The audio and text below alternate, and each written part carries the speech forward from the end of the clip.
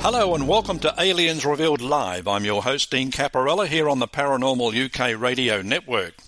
From alien abductions to monster-infested ranches to men in black, we speak to some of the most amazing people on the planet, ready and willing to share their chilling stories with you.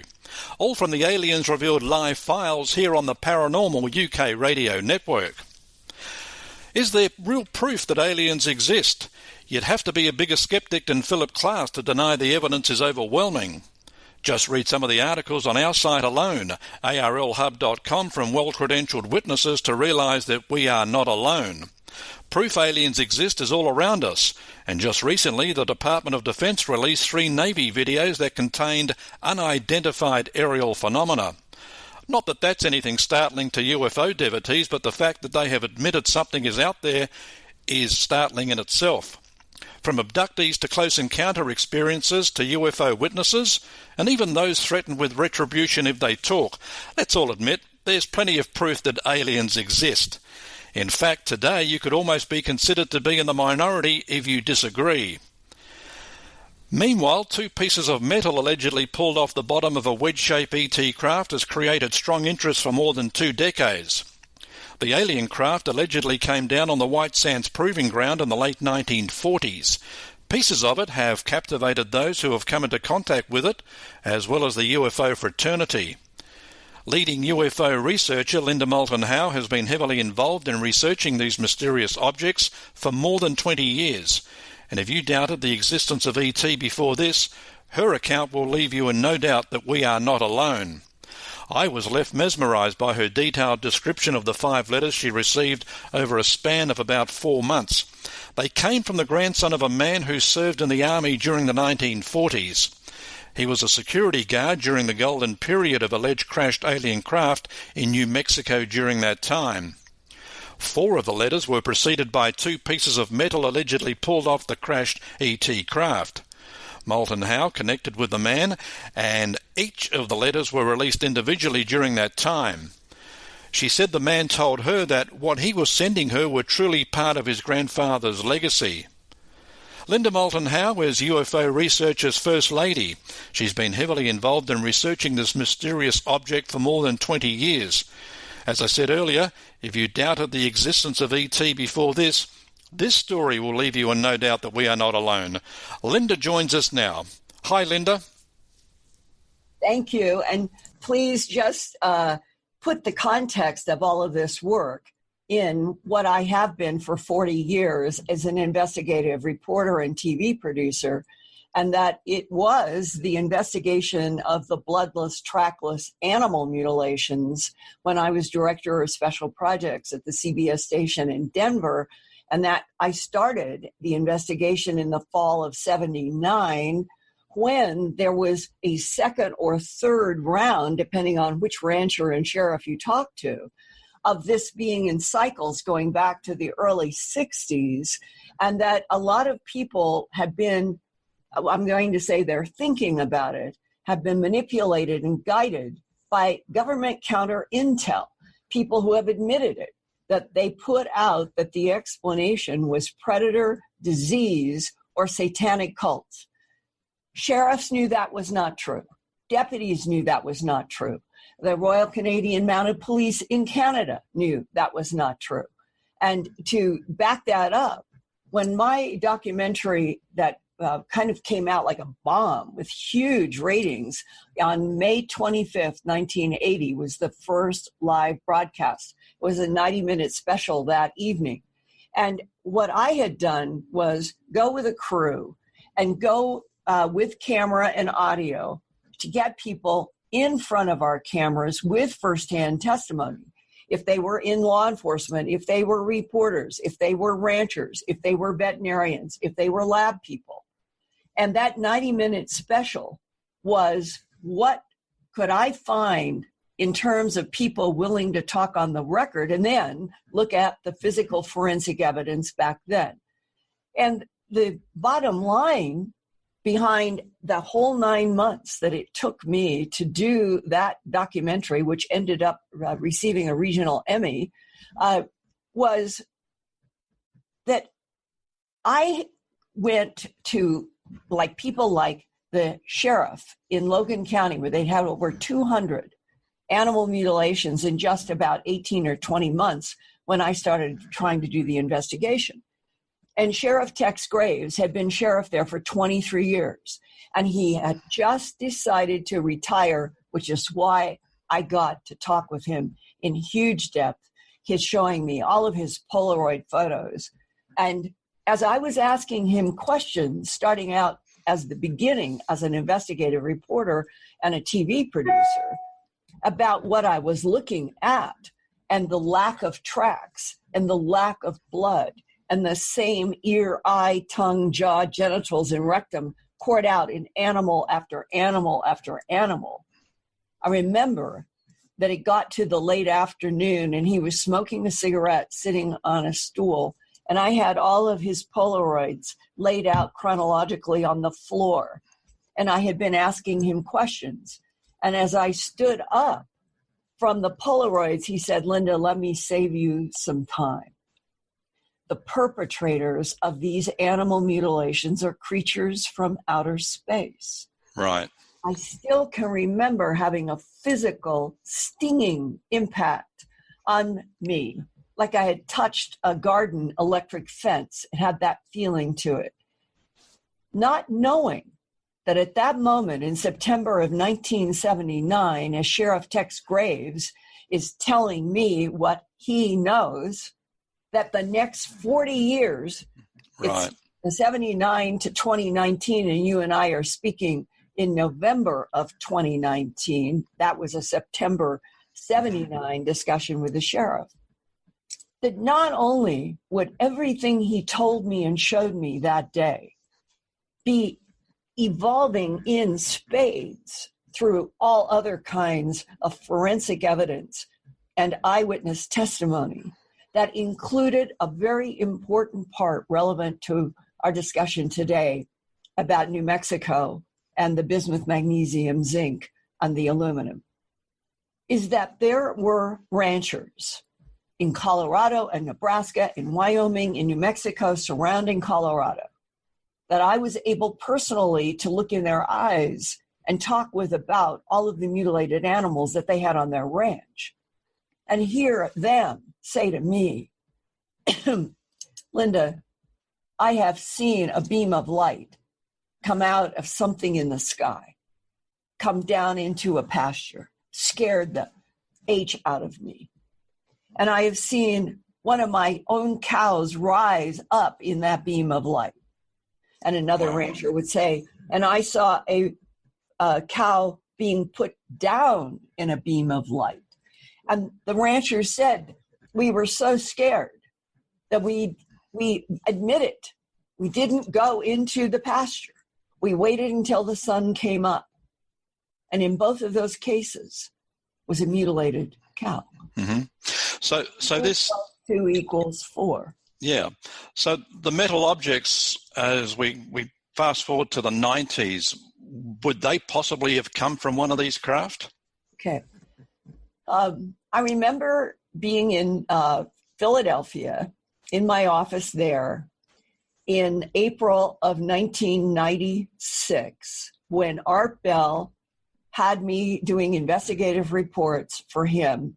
And he would call me up and ask me to do 5 hours about global warming or 4 hours about abductions or whatever it was. And we had been on the air together for at least 5 years prior to this phone call from Art. And at that time, this is important, we had audience measurement of about 5 million people on Coast to Coast and Dreamland at that time. Larry King on CNN never exceeded about 1 million. So that means that the radio work that Art Bell and I were doing for Coast to Coast and Dreamland was getting 5 times the audience of Larry King. And you weren't even in prime time. Well, we started in Philadelphia. Art would have me start, because it was 5 hours then. I would usually start at 11. My 11, 12, it would be 11, 12, 1, 2. I either started at 1, which was 10 p.m. at the beginning, or 2, which was 11 when all of the networks went. And I'd get up at 6 a.m. That's when I would be getting off. And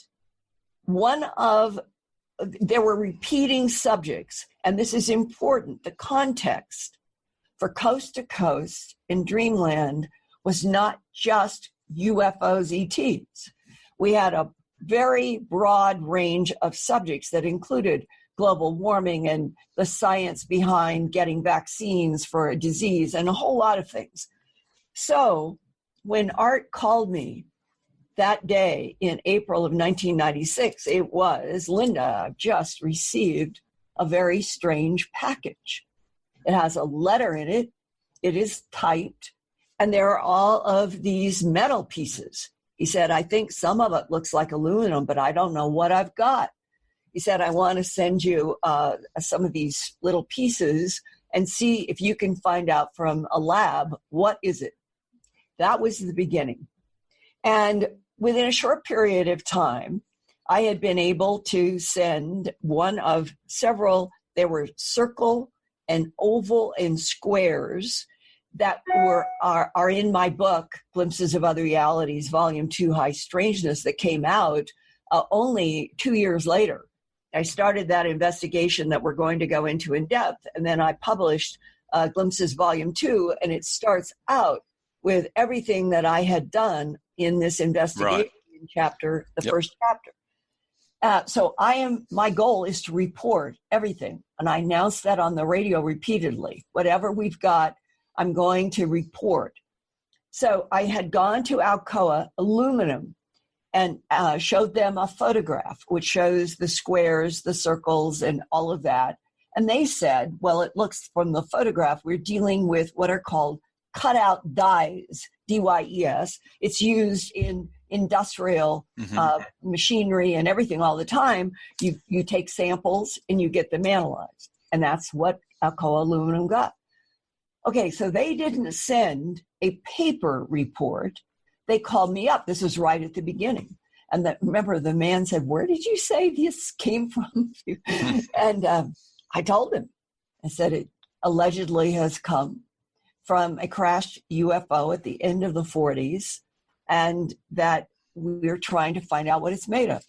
And he said, well, it's 99.5% pure aluminum, which is puzzling to us because we do not produce at that purity for any market.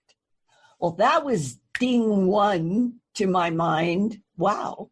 Yeah. Why would we have 99.5% pure aluminum in these die cutouts if Alcoa doesn't even produce? Okay, so now we didn't know what was going to unfold. The next thing that happened, and I'll just weave in a little bit. This was the letter. This is the original that Art sent me on fax, with each letter, and there were 5, and this was the beginning. And the date was April 10th, 1996. It's an amazing letter. Yeah, and I've only highlighted a few things to start out today. This is the letter writer, currently serving in the military. I would end up getting a long-distance phone call to my office in Philadelphia. Art was in Pahrump, Nevada. And because I was on the air so much, and I gave out numbers for where people could contact me for whistleblower information, it wasn't a surprise then that I got this call. And he said, I am the letter writer with the shipments of the metal. And why this was important, because the content in these 5 letters ranges from the practical, from the amazing about that a good friend of the letter of the person who has sent us knows Neil Armstrong. I'll get to that in a second. And in the letter, it said that I am currently serving in the military, but it didn't go into where, how, or why. It was the telephone call. He said, I am serving in the United States Army like my grandfather was serving in the end of the 40s. I want you to know that what I have sent you is truly from my grandfather's legacy. He said, I am being shipped out to Iraq, and I do not know if I will come back alive. And I want you, meaning the reporter who is reporting science, I want you to know that this is real. This is from my grandfather's box that he died in 1974. So it was one of those clarifying, okay, Army generation respected his grandfather. His grandfather had told him a tremendous amount about being in the Army and being a security post at where one of the many unidentified flying objects came down in the New Mexico region in the 40s. Now, here is a really, really important part to keep this going. There is in one of the letters where he gives a latitude, longitude, and I believe it is the fourth letter. Get these put together here. Here it is. It's the fifth letter. This fifth letter, so April 10th to July 5th, that was the 5 letters. It is not until the fifth letter and the phone call to me was about that time. He said, and he also was making it very clear, the literal sentences that he said he typed, because I asked him in the phone call, you talk about portals, you talk about dimensional jumps. Are you interpreting? He said, no. He said, I have been typing directly from my grandfather's handwritten diary left with the metal pieces, and the grandfather died in 1974. Okay, here's one of the most important parts of all 5 letters. Didn't come till July 5th letter. Okay, because I asked him, where is the exact latitude, longitude? On the phone, he didn't give it to me. In this letter. Okay, regarding the precise location of the crash site, from Granddad's journal, quotation marks. Trajectory track was plotted at 31 degrees, 20 minutes to 32 degrees north latitude. Object reversed course exactly without any discernible deviation. That means we are tracking on radar. This was tracked. It's coming like this. Then it stops and does this. Wow. That implies intelligent control, whether the craft is artificial intelligence, whether there are beings inside that are artificial intelligence, or if they are prime intelligence. There is intelligence. Yep, it's for sure. Latitude, longitude, and that the grandfather knows it was tracked and then does this.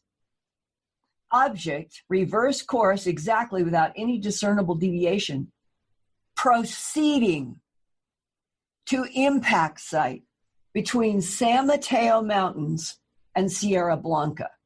Object debris spotted within 30-mile radius of the Army Air Force field. Now, another place in the letter, he talks about his grandfather working for the U.S. Air Force or with Air Force, and he was Army. Okay, there was no United States Air Force until September 18th, 1947. Right. That was the date that Truman created the Central Intelligence Agency that Stanton Friedman and I and Bob Wood and others in all of our investigations of MJ-12. That the context for the creation of the Central Intelligence Agency was directly related to all of the previous crashes of unidentified aerial phenomena that came down in Socorro and places that were to the far west from Roswell. And that was in May. By June, Kenneth Arnold made international headlines talking about seeing 9 objects that were in this kind of a curved loop, and that they were doing this. And that's why he said it was like skipping a stone across the water, and they became known as flying saucers by Kenneth. Okay, that was June 24th. Crashes that our government knew about, whether the public did or not, in May of 1947. Kenneth Arnold makes international headlines June 24th around the world. 1 week later, people lose sight of this. June 24th, 7 days later, first week of July, Roswell. Right. 3, and they are identified as wedge-shaped. A wedge is the shape of a piece of pie, not this, not a crescent, not a circle, not a lens. Wedge-shaped. 3, wedge-shaped craft. They were in 3 positions. One was between Roswell and Corona. That's the one that everybody heard about from the newspaper, the Daily Record, saying flying saucer crashes on New Mexico Ranch.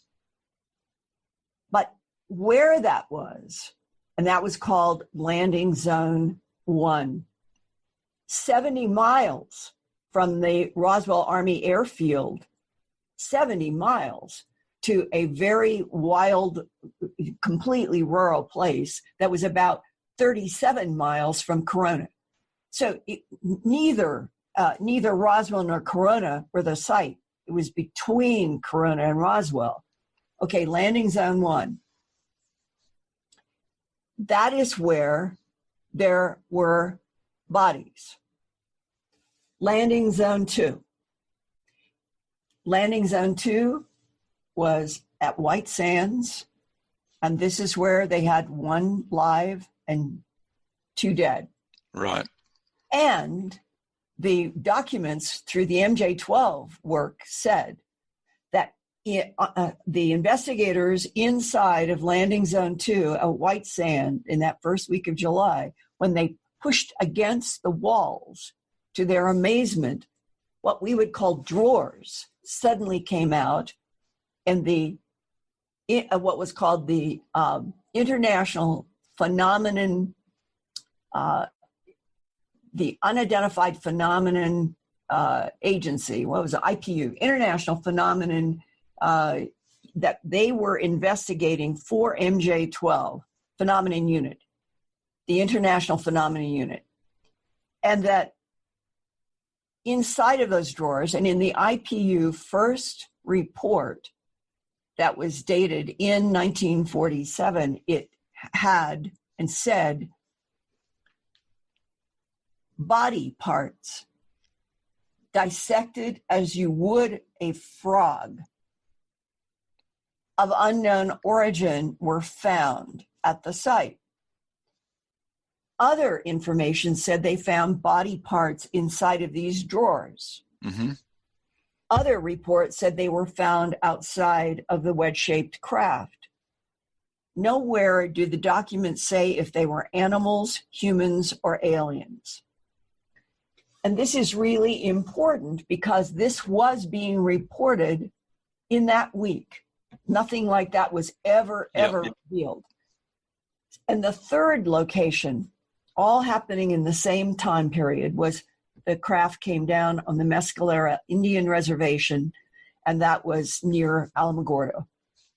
So those 3 of the first week of Roswell, the government tried to get away with, from then on, that there was only 1 incident, nothing else, and that is the big lie. So May, June 24th, first week in July, but it doesn't end there.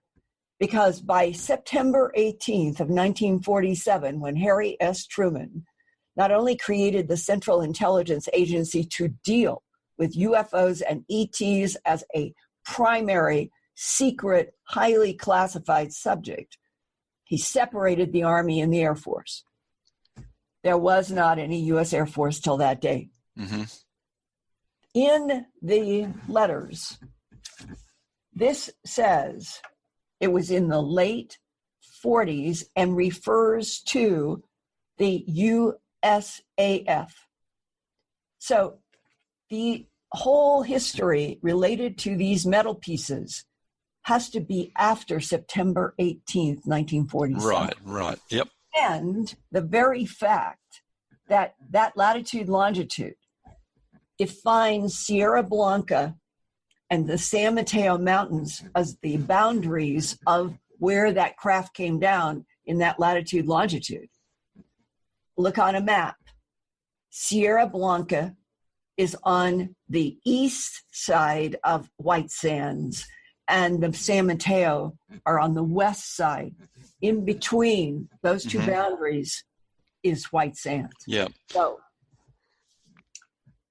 Colonel Philip J. Corso, when I met him for the first time on July 4th, 1997, in Roswell, at the 50th anniversary of the, what we'll call the first week of July, the 3 crashes, but certainly not all that was happening. Mm-hmm.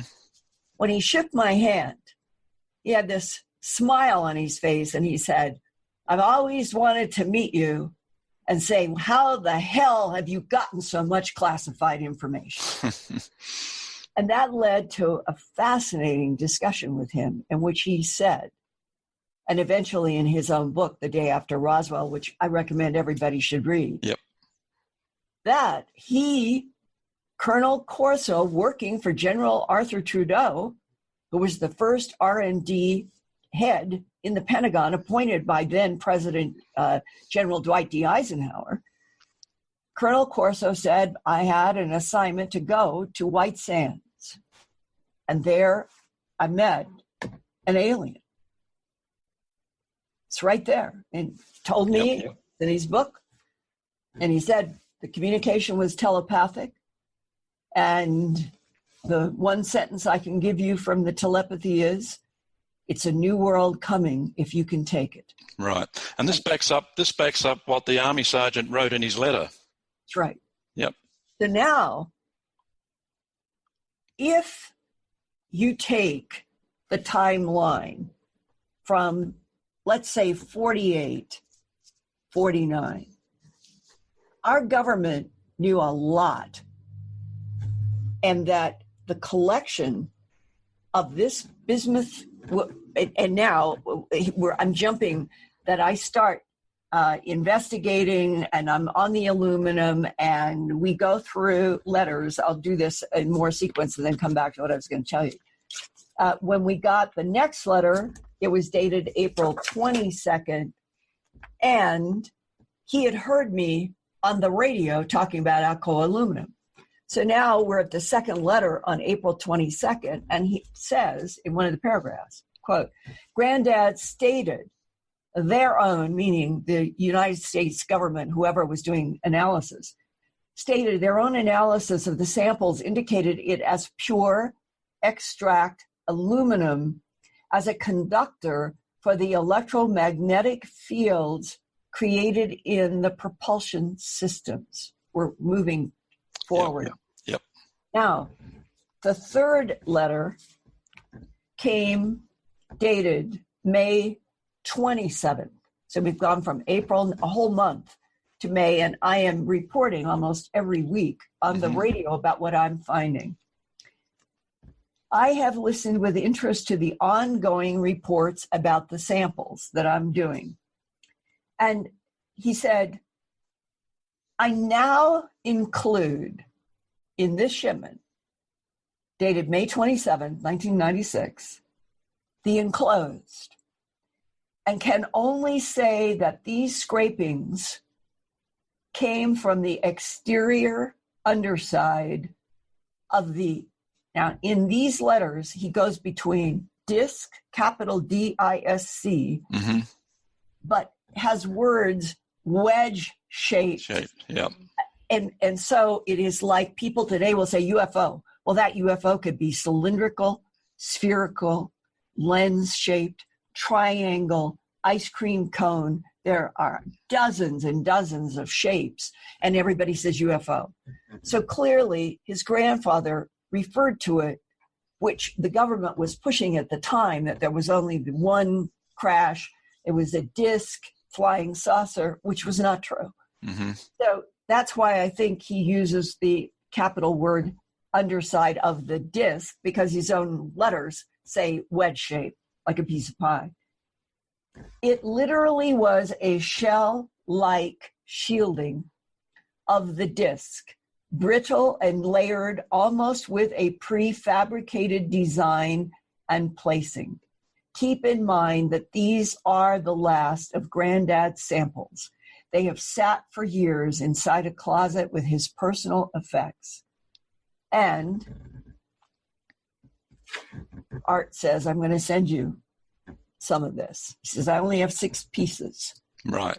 And he said, Whitley Strieber wants some, and I want Jacques Vallée. And we knew that of these 6 pieces, they were going to have to be cut in order to be studied. And that's the beginning of how this stuff started going out. And he sent me 2 or 3. Well, interesting the way life and work weaves. I knew a microbiologist at the University of Michigan who had helped me immensely in all the work that I had started doing in crop circle investigations in 1992, 3, 4, 5, 6, by the time of the first letter. So after Alcoa Aluminum, I thought of him. Can I call him? He's very interested in the physics of crop formations. Maybe he would be able, with using facilities at the University of Michigan, one of the better universities in the United States. And I called him up and said, now I've got, in addition to the aluminum, I've got this really, it's silver on one side, it's Right. black on the bottom, it's clearly layered. Can you help me? Is there any way that you can do some really high-end quality examinations and tell me what is the black, what is the silver, how is it made? And he said, oh, I would love to.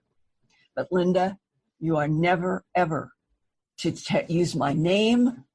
Mm-hmm. You can say University of Michigan, but nothing else. So this started a saga that is going on to this day with To the Stars, the Tom DeLonge, Hal Puthoff, Steve Justice, Semivan, the group, that they are investigating exactly this one of my pieces that came all the way back 22 years.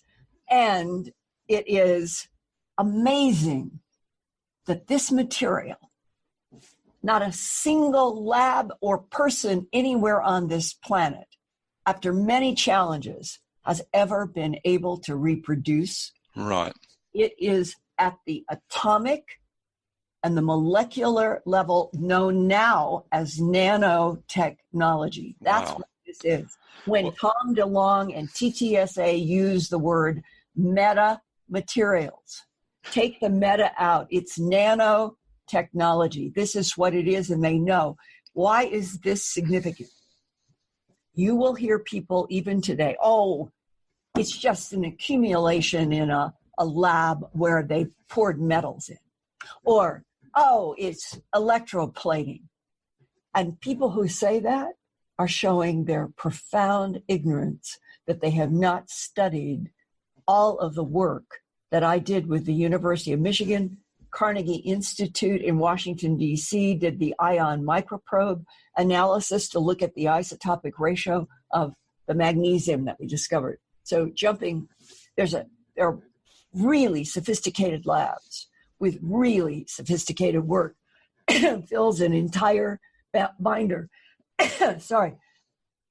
That I delivered one of my binders of 22 years to TTSA with one of the pieces of mine that they're now studying. I have 2 binders in my office, and I have my own other piece of magnesium, zinc, and aluminum, which I continue to study. What happened that when the University of Michigan scientist got this, and he started taking photographs, and he called me up and he said, this is puzzling. We've got to do several. We want to do energy dispersive. We want to do wave dispersive. We want to do electron microscopy. We want to do electron microscopy in what's called the EDS mode. And he said, I need your approval that we may have to do the end of a pin. We may have to do some penetration. Right. And I said, please, I just don't want any of this destroyed. We have only a little bit. And if the story is true, that this material came from the bottom of a wedge-shaped craft, and another sentence in another letter, he said, and his grandfather reported. In fact, it's worth reading what the grandfather, this is again in the 5th letter. He puts again quotes. In addition to the latitude, longitude that would end up in White Sands, this is a quote from his granddad's journal. Quote, sample extraction. We're talking about the what turned out to be the bismuth magnesium, and I'll give you more specs on this in a second. Sample extraction that the grandfather pulled from the bottom radiated light for a full 3 hours. Originally located on the central underside of a wedge-shaped capital DISC. Those are totally opposite, but we've talked about why he would say that. It's wedge-shaped. Speculate some type of shielding to enable craft and crew to survive accelerated entry into atmosphere when craft was experiencing uncontrolled descent, and that there was ash and that all of the remains were bagged in metal footlockers, and they were sent to the New Mexico Institute of Mining and Technology, secondary examinations at Los Alamos facility, and the footlockers after that. New Mexico Tech, Los Alamos. Los Alamos at that time was the single most secret, most protected lab in the United States, because that's where the bomb had been developed, and it dropped in 1945 on Japan, the test at Los Alamos. And we're talking about it has to be after September 1847. But that's only 45, that's only 2 years after the bombs dropped, and that the likelihood is that the bismuth, magnesium, and the aluminum came from a crash in 48 or 49. We're still within 5 years, 4 to 5 years. So New Mexico Tech would have been close to White Sands. Next stop, Los Alamos, and then footlockers subsequently airlifted by courier to Wright Field, Ohio, which became Wright-Patterson Air Force Base, also later in the 40s. Really important labs where no information is going to get out. So when I started getting by fax, back then, believe it or not, no computers. We were all doing faxes, Art to me, me to him, the scientists' faxes. The first fax that came out showing me that what they were finding from the silver and black with all of the layers. And I have a really great photo. Okay, this is a photo that I took at the Franklin Mint in 1999, September, with working with a technician who had a very, very good macro lens where we could get in and fill the screen with this is a small piece. This is probably 3/4 of an inch long and less than 1/4 of an inch high. But I wanted to be able to show all of the layers which are what make this so consequential. And what you're looking at is the bottom is black, the top is silver. And the reason is the black is the bismuth, 1 to 4 microns. That's equivalent to about the diameter of half of a human blood cell. And above each of the black bismuth layers is a silver layer that is 97.6% magnesium and 2.4% zinc. That is an alloy. And they alternate for approximately 30 layers, pure bismuth to magnesium zinc, and that each of the pieces was not very long, and the height is less than 1/4 of an inch, to give you. Right. Okay. So when I learned this is what this is made out of, I went to an exotic metals manufacturer in New Jersey. And I asked him, can you explain to me how you would make a layered metal piece that I've gotten the specs from the University of Michigan?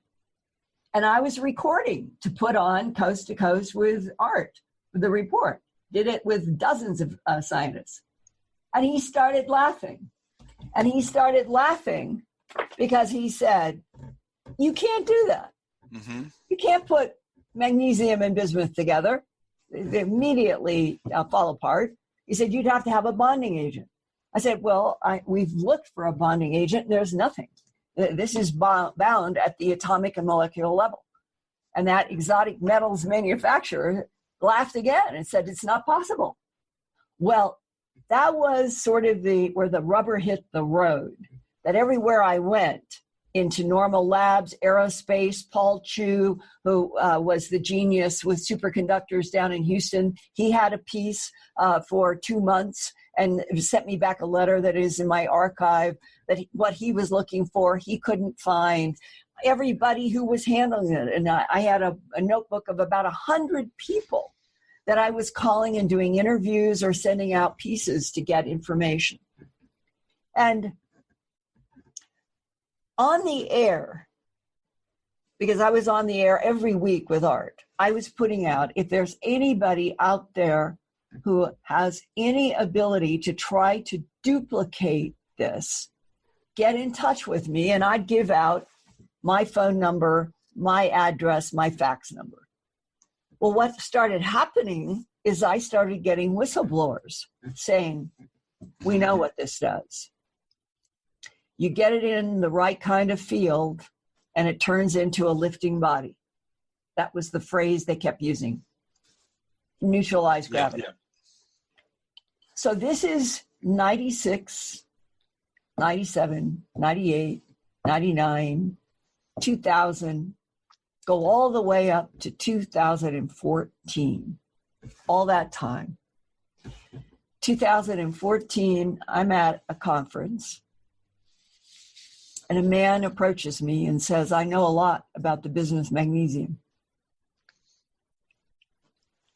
In a conference, it's one of the best places in the world for whistleblowers to come. I'm surrounded by 50 people after doing a presentation. It's loud, it's noisy, and this is how I got to hear these sentences.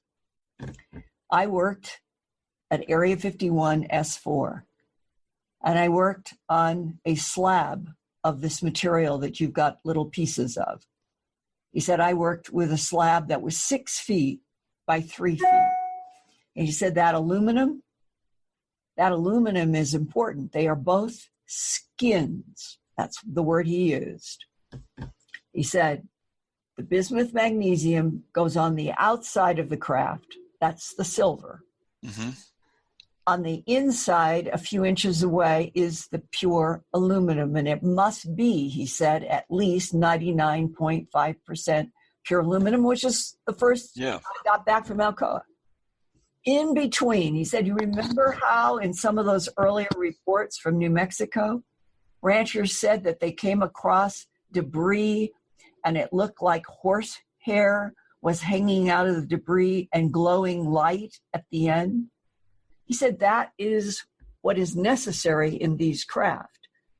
We today would talk about it and call it fiber optics. He said it's way more sophisticated than fiber optics.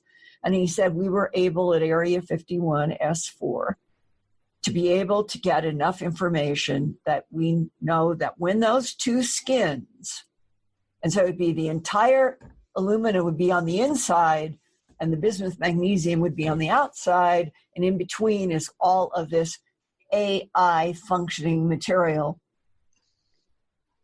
He said it brings gravity to zero. That's exactly the way he put it. Mm-hmm. And if you bring gravity to zero, you also get rid of inertial forces. Yep. And then he said, and that's why there are radar operators who have seen an unidentified going at thousands of miles an hour, stop on a dime, do a 90-degree turn. And he said, because Linda, you could, when this is operating, you could stand there and blow on one of these craft in the zero gravity, zero inertial force, and it would move. There's no inertial force. Well, I have now, we're talking in the end of 2019. That the discussion at the conference was in 2014. In between, I have had other whistleblowers, and I have learned that it isn't just pure aluminum. It has atomically placed, meaning all of this is about putting everything together atom by atom by atom at a molecular level. This is nanotechnology. Nobody anywhere on planet Earth in the human race had the ability to produce this bismuth, magnesium, zinc, and the pure aluminum in 1947, 48, 49, the 50s, 60s, 70s. We get up to the 80s, who knows what the black world had been able to back engineer by then, because that's what they've been trying to do. They've been trying for 70 years to try to back engineer, understand extraterrestrial technology, and build it and patent it and get more power on the planet. So if the key to all of it, the bismuth, magnesium, zinc, is beautiful and strange and mysterious and challenging, but the key may be atomically placed monoatomic iridium inside of the 99.5% aluminum. That you've got to have both skins in order for these craft to do the amazing things that they do. Now, I personally do not see that reporting honestly everything that I have learned in the last 22 years should be a problem for anyone. I think that what we as the human family deserve is to get some honesty about the fact that we're not alone in this universe, that other intelligences have been coming and going on this planet, basing themselves here when they wanted to, having bases on the moon and Mars and through the solar system, and God only knows how far through the Milky Way galaxy into other galaxies. Because that is exactly the story that comes from 2019 era whistleblowers, whether they've been in military or intel. One of the most, I would say, one of the most consistent themes to me over the last 5 years is that our government, at least, could also be Russia and China. It could be that human, strong nations have all had ETs interacting with them. And everybody's got these policies of denial, thinking that they'll get a one-up leg over everybody else by being able to back engineer this ET technology. And the truth could be that the non-humans help China, help Russia, help Brazil, help the United States, help anybody who is taking it seriously. Yep. Whatever the truth is, the whistleblowers, more than two, and I'll just leave it at that, say that we have had agreements with what are considered allied other intelligences since the 1970s to do interstellar trade. Remember when the UK guy in 2000 or 2001, Gary McKinnon? Yep. And he made waves because he had hacked into a facility in the United States and somebody had a spreadsheet on their computer. And he, Gary McKinnon in London, on his little computer, is looking at a spreadsheet, non-terrestrial pilots. Yeah. Information that he took to be UFO, other related. Okay, it fits into what the whistleblowers say, that they have firsthand knowledge, meaning they've been in these programs, and that we have interstellar trade throughout the Milky Way galaxy, and that it has been in existence since the 1970s with the help of ally non-humans, extraterrestrials, whatever word you want to use, and that the interstellar trade has evolved and become sophisticated in this sense.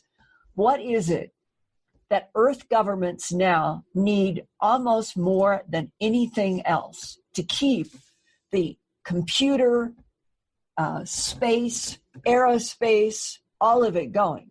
They need rare metals. Our planet has only a certain percentage of gold, niobium, and some of these very rare metals that are at the heart of being able to do the big, fantastic advanced computer systems.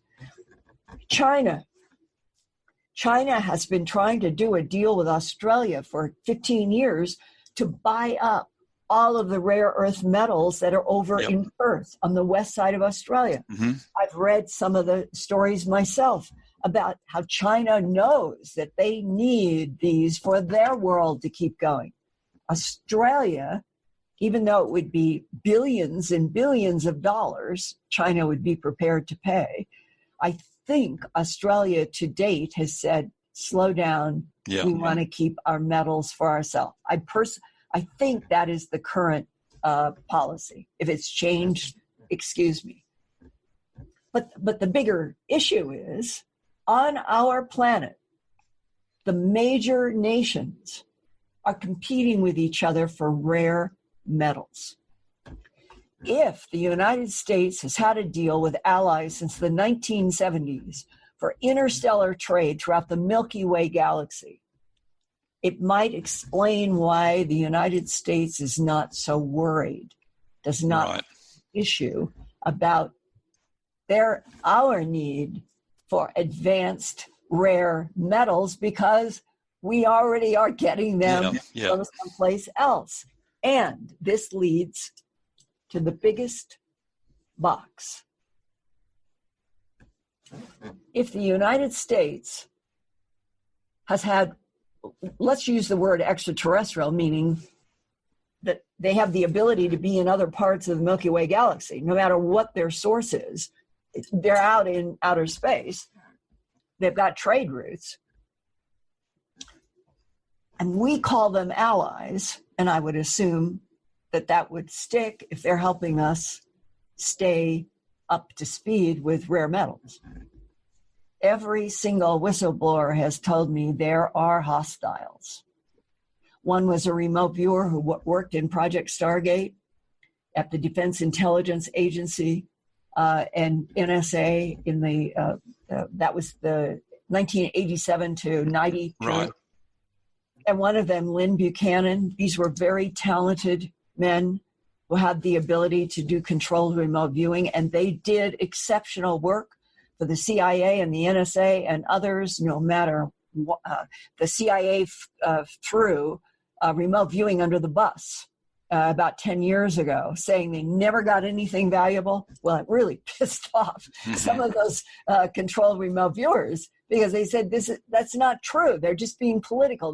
They're trying not to piss off Congress. And so they're saying they never got anything valuable. That's not true.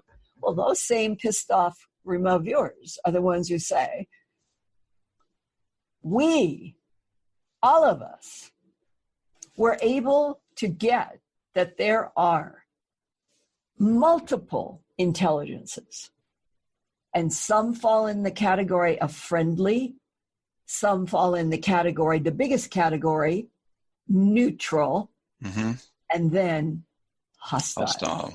And Lynn Buchanan said that he got from the hostiles, they would like to annihilate every life form on the surface of this earth. And when you say, why? Nobody has an answer to that why. But here's the good news. Every single remote viewer and military people who have been whistleblowers to me, this is a consistent theme. Of the friendlies, at least 4 are so strong, so advanced, so capable, they can keep the hostiles at bay. Yep. Why can't we all be told that? Why can't we jump from being kept as dumb and blind by policies, lies, and why can't we be brought up like this? We're going to the middle of the 21st century, told exactly what I just told you. There's nothing to worry about as long as we keep our political alliances, and we're going to introduce them, and we're going to now be a global world. It isn't going to be China versus Russia versus the United States versus Brazil. It's going to be the world human government, that we are going to be collaborating with our extraterrestrial allies, and we're going to enter a new age. We're going to have bases on Mars. We're going to have bases on the moon and beyond. And we are going to start doing a 6 o'clock news broadcast for you from Mars. That's what, to me, that's where we should be.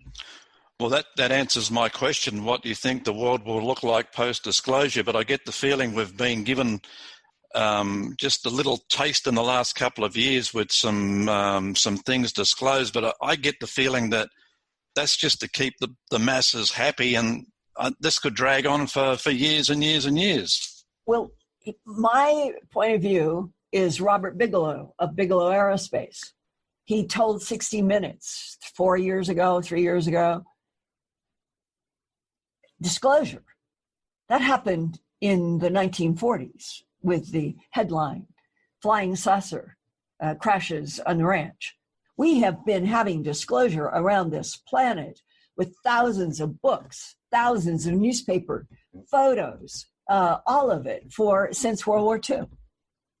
What we are waiting for is official confirmation from the world governments to all of the people at the same time.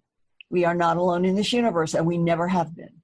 And now we're going to have to change a lot of history books. We're going to have to change a lot of things. But it would be better now for all of you to get up to speed on what the truth is about our past, our present, and our future than to continue going into the rest of the 21st century, perpetuating the lies that an increasingly large number of people on this planet in military and in science and the power brokers know.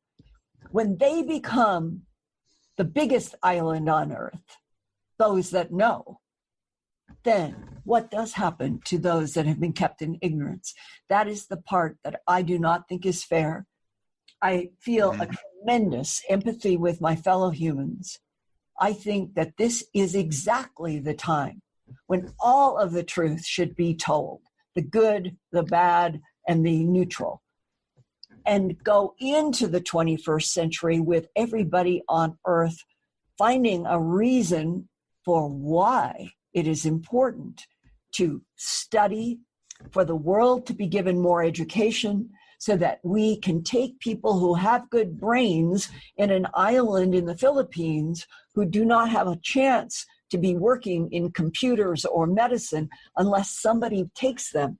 And that if that started, if we started making this whole planet come up to speed, sorry, we didn't tell you everything before, but we didn't think that you could handle it.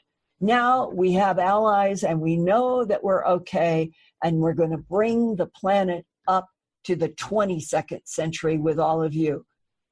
And that there will be more room, because what does all this imply? that there are other planets. People in the abduction syndrome say that they've been to other planets where, what do they see? Pyramids. Pyramids in entire city structures made out of pyramids. It could be, if we could get past self-destruction of our own wars, get past lies to keep us in an ignorance that goes back 12, 20,000 years in relationship to the universe. If we were told the truth, if we were able to show what are on the surface of other planets that match exactly what Egypt was, what Sumeria was, and that there is a link, geophysical link, there is a blood link, that we didn't just spring on this planet 2 million years ago as Homo erectus and evolve. That's exactly what that briefing paper for the President of the United States at Kirtland Air Force Base here in Albuquerque, it said to me in April 9, 1983, when I was working on an hour special for Home Box Office. Extraterrestrial biological entities manipulated DNA and already evolving primates to create Homo sapien, and the Latin was used. That is the single most fundamentally important and truthful sentence that perhaps I've ever been shown. That's where it all starts. Right. Earth has been used as a laboratory. That a DIA guy told me in December of 1999, Linda, our government has proof. 3 competing extraterrestrial civilizations have been mixing and matching genes and terraforming this planet as a laboratory 2/3 deep water for at least 270 million years. And when I said, sir, what is the proof? He said, Linda, I'm sorry, that is too dangerous for me to tell, for you and for me.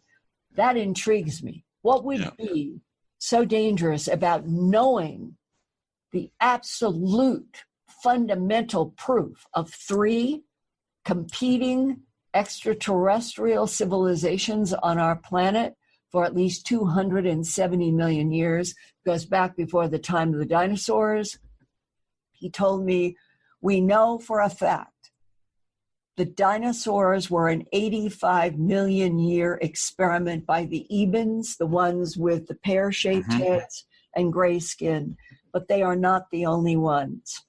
Well, why would they have an 85 million year experiment with dinosaurs on the planet if there are 2 other competing civilizations?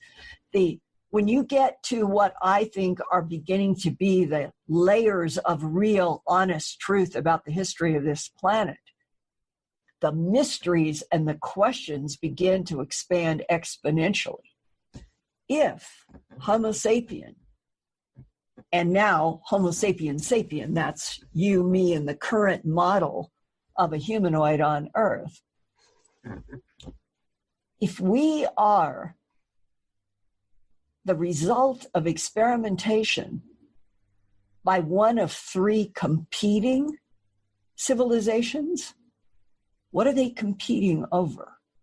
What is the fight over? And why in a fight of 3 extraterrestrial civilizations wanting to use a watery planet as a laboratory? That seems also another 2 + 2 = 4. There probably aren't many planets like this. No. Special planet, special conditions. You can mix and match genes in anything you want to here, just by collecting genes. And if you know how to do genome sequencing, which clearly the ETs do, you can make anything you want. What is at the root of their conflict that would give us insights about 270 million years of mixing and matching genes and harvesting metals, gold, from our planet? It's fascinating to think what that could be. I don't have the answer. Well, it's this big. It is this big. This is not just the Earth, but where we are at such a huge disconnect, are we literally actually going to go through the 21st century with people? Elon Musk is going to get a settlement on Mars. There's a bunch of nations that want competition on the moon now. They want bases there. Maybe the ETs that have been inside of the moon for millions of years have decided, okay, time for us to move on to another location in the solar system. Let Earth fight over the moon. What is going to be the international relationship on Mars? It's already started. And the idea of 6 o'clock news, it takes 8 minutes for light to travel from the Earth to Mars. It takes 8 minutes for it to come back. So we can have 8-minute delayed news from Mars. And to even try to imagine, you, me, and the listeners, that we would go from 2019 to 2100, the next 80 years, putting up with a huge lie, a huge con by the power brokers on Earth, that humans are the only intelligent life form in this universe. I mean, it's so absurd as I say those words. Yeah. And therefore, this is the revolutionary moment. Everybody feels it. It's taking place around the world in the political chaos. There is agitation everywhere. And to me, I read the agitation is that there is something in the millennial generation, those that are up to their 30s. They are not putting up with a lot. No. They are willing to go out into the streets in Hong Kong and be hurt badly, because they see and feel the unfairness of totalitarian rule. The United States is on some kind of a razor's edge right now. Are we going to go toward totalitarian fascism, where the government and the corporations rule everything? Is that possible? That this beautiful experiment with democracy and freedom, it's less than 300 years experiment, that the way things are slipping and sliding, that we would, as a nation, allow ourselves to become totalitarian? Is that possible? And this is when, to me, not only is it inevitable, if we're going to survive, if the United States of America is going to survive as a democracy, we have to lead the headline. We are not alone in this universe. We never have been. Yes, we have lied. We have had policies of denials. And in the beginning, it was because we didn't know what we were dealing with. And now we can introduce to you 4 allies. And once you know we have 4 allies, and we're going to move out into space, and there will be a real space force, you on Earth, you will be protected. But we are moving into the rest of this century into a brand new frontier, exactly like Star Trek. We're going to be going out, and it will be public what we've been doing secretly. Mm-hmm. That might give the United States a chance to remain a democratic republic if they told the whole bloody truth. Yeah. Bring it on, Linda. It's been a fascinating discussion. Now, people who want to learn more about the metal object and especially read the letters, go to your site at earthfiles.com. Yes. I have all 7 parts of Earth Files with every one of the 5 letters. And it is easy. You just go to earthfiles.com, go down on the headlines page. You will see a picture that is like this, has my copyright on it. You click. It takes you to one page with all 7 parts. You start with 1. You go into that big report. You come back. You click on 2. And that's all you have to do. Is you just keep weaving out of that 1 page of 7 links, and you can get the whole story and read every word. And you and I talked about this at the beginning.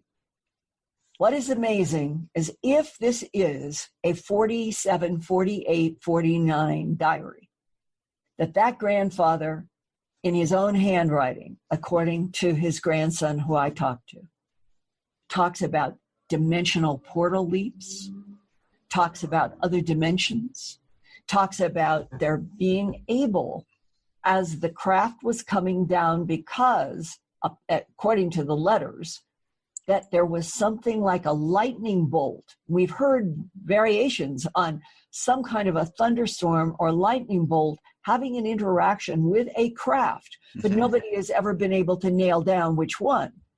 What if they knew it wasn't us? We humans were not involved with any of this. They talk about them having to make a decision about a dimensional impact that they could have had on a large part of the United States, and it would have killed a lot of humans. It says right in the letter. Yeah, it's fascinating. They decide to what? Release a self-destruct mechanism so that their propulsion system would not fall into the hands of capital T-E-R-R-A-N-S, Terrans, a word that was used by the Greeks. Now, that then makes suspect, would there be anything viable in the bismuth, magnesium, zinc if it has been exposed to a self-destructive mechanism? This is a question. It goes all the way back to when, I don't remember if you were seeing this before we had the blank out, but I was showing the close-up of this and raising the question. You see, in fact, the better photograph to illustrate. If you didn't see this, this was part of what I was talking about. Do you see how the waves in those layers, the white is bismuth in the electron microscope. Yep. They change their color. The bismuth magnesium are the shades of gray. Right. See how the peak of the waves in every layer echo each other. And that we found, and that was one of the first questions from the professor at the University of Michigan. He said, Linda, I don't understand this. The letters say that there was a self-destruct mechanism. And yet, every place that we study, it looks like there's consistency in the waves. Now, it could be that we are looking at the byproduct of some sort of heat, or it is an indication that that all of it was not destroyed. And that is another mystery. Do we have flawed metal because they released a self-destruct on purpose? Yep, makes sense. Or not? And this is, can you imagine ever turning away from any of what we've talked about this morning once you've been exposed to all of this? How could you ever want to do anything? You want to learn more. You want to live forever and know what is going on in this universe and how does Earth turn out? Yep. Well, Linda, that's we've just run out of time, but I just want to tell folks that they can catch you every Wednesday night, 7:30 Mountain Time, 9:30 in the East. Yes, my Earth Files YouTube channel. We do a live stream. I always present news, and then when I take Q&A from the wonderful audience, you and I are learning firsthand that the humans on this planet who are paying attention, they are smart. They ask great questions, and they're not afraid of knowing the truth. Right. And that is worth struggling for. Great. Do yourself a favor, subscribe to Linda's YouTube channel on Earth Files. Linda, thanks very much, and hope we talk with you again pretty soon. Me too. Thank you. That's Linda Moulton Howe joining us on the Paranormal UK radio network. Next week, one man's encounter with what he calls the wrinkled brow aliens. I can't tell. I can only see their heads. They're starting to move over me. I feel as if I'm floating. I don't understand. I don't understand what's going on, but they do not look frightening. Fred, while you are floating, are they still grasping you? I say, yes, Fred. So you're all floating together? I say, yes. Fred, how many of you are there? And I say, 4. At what speed? I say, we're starting to move. Oh my God, they're moving me through the glass of the window. Oh, that's so weird. I breathe heavily. They're telling me not to be afraid. I see them coming through the glass with me. I breathe hard. I see the glass passing through my body, and I don't feel anything. I think I should be cut by the glass, but I don't feel anything. Fred, what gender are they? I say, the one who looked into my eyes first, he's on my left, holding my left arm. I sense that he's a male. The one on my right, holding my right arm, I sense that she's female. The one over me, and now he has his right arm on my right leg, upper thigh. He's male too. And we're floating past the trailer. We're starting to rise up, and there's this light. There's this strange light. It's getting brighter and brighter, and I'm looking around as best as I can. I can see the trailer disappearing below me, and then the drilling rig moving off into the distance. What followed was one of the most bizarre alien abductions ever recorded. Bruce Cornett gives us a blow-by-blow description of his abduction from the notes taken from his regression therapy session in 1995. That's coming up next week on Aliens Revealed Live, here on the Paranormal UK Radio Network. Well, thanks for being with us. Don't forget to check out our site at arlhub.com. Next week, more from the Aliens Revealed Live files, and as always, keep looking upwards and take care.